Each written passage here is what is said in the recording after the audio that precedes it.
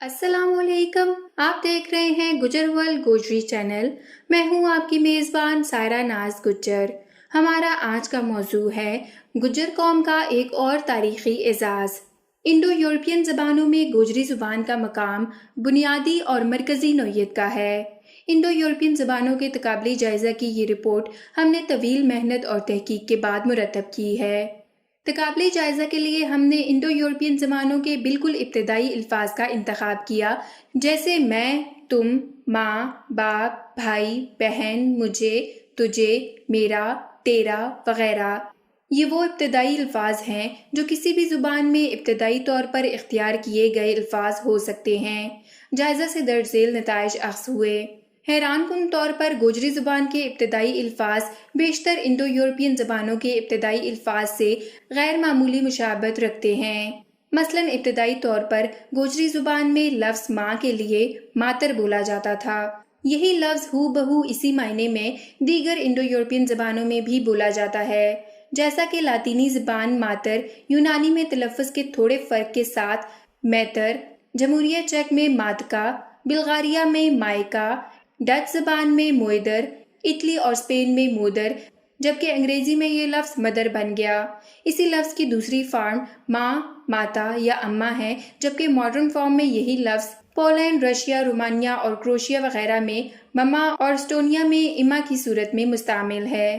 دیگر ابتدائی الفاظ میں بھی اسی طرح کی غیر معمولی مشابہت پائی جاتی ہے، جیسا کہ دیے گئے تقابلی جائزے میں دیکھا جا سکتا ہے۔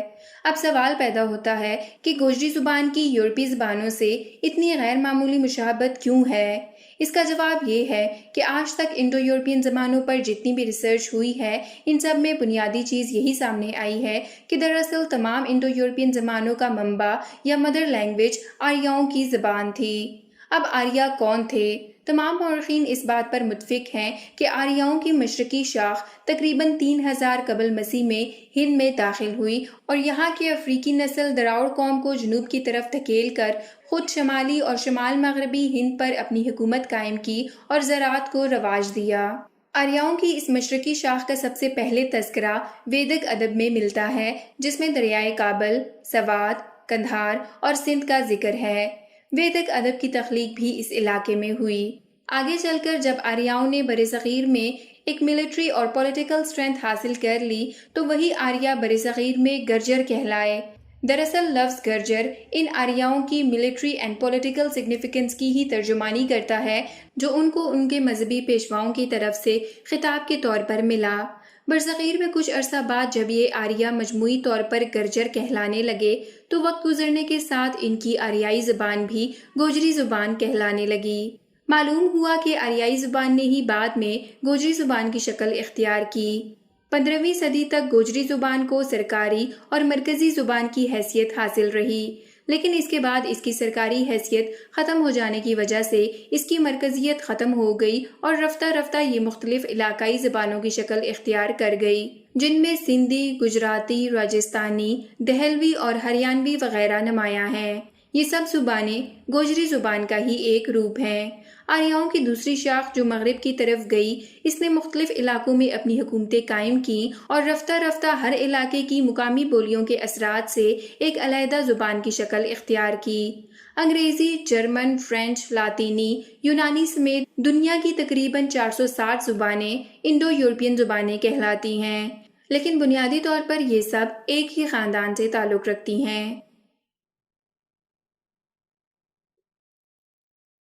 ہند میں گرجروں کا زیادہ اثر شمال اور شمال مغربی علاقوں پر رہا ہے، اور یہ عجیب بات ہے کہ انڈو یورپین زبانوں کے اثرات بھی شمالی اور شمال مغربی علاقوں میں زیادہ پائے جاتے ہیں، جبکہ جنوب میں خاص طور پر دراوڑی زبانوں میں اس کے اثرات ناپید ہیں۔ حال ہی میں عالمی شہرت یافتہ جریدہ سیل میں ہڑپا کی تہذیب کے متعلق 4500 سال قبل کے ایک ڈی این اے پر تحقیق شائع ہوئی۔ تحقیق میں یہ بھی کہا گیا کہ ہند کے شمال اور شمال مغربی علاقوں میں وسط ایشیا سے آئے آریاؤں کے ڈی این اے اثرات زیادہ ہیں، جبکہ جنوب کی دراوڑی اقوام میں ان کے اثرات نہ ہونے کے برابر ہیں۔ گوجری زبان کا زیادہ اثر رسوخ شمال اور شمال مغربی ہند کے علاقوں میں رہا، اور ماہرین لسانیات کے مطابق ان علاقوں کی زبانوں اور وسط ایشیائی زبانوں میں آج بھی غیر معمولی مماثلت پائی جاتی ہے، جبکہ انہی علاقوں میں گوجری الفاظ آج تک بھی پائے جاتے ہیں۔ اسی طرح مشرقی یورپ کی زبانوں میں بھی کئی الفاظ گوجری زبان سے بالکل مشابہ ہیں، جیسے ہنگری میں یہاں کے لیے اٹ اور وہاں کے لیے اوٹ بولا جاتا ہے، جبکہ ہو بہو یہی الفاظ انہی معنی میں گوجری زبان میں بھی بولے جاتے ہیں۔ تقابلی لسانیات کی روح سے لتھونیا کی زبان کے بنیادی محاورات اور انڈو یورپین زبان کے مطالعہ سے تیار کردہ مشترکہ محاورات سے قریب ہیں۔ لتھونیائی زبان کی یہ توجیہ پیش کی جاتی ہے کہ یہ ایک ایسی انڈو یورپین گروہ کی زبان ہے جو اصل قوم آریہ سے الگ ہو کر ایک ایسے علاقے میں آباد ہو گئے جہاں عرصہ دراز تک اس پر خارجی عناصر اثر انداز نہیں ہو سکے۔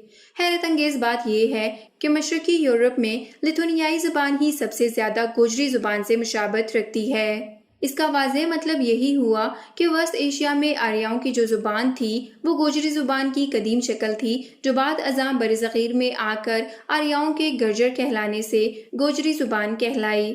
دیگر زبانوں کی طرح گوجری زبان پر بھی علاقائی، عصری اور مذہبی اثرات مرتب ہوئے، لیکن اس کی اصل شکل وہی ہے جو آریائی زبان کی تھی۔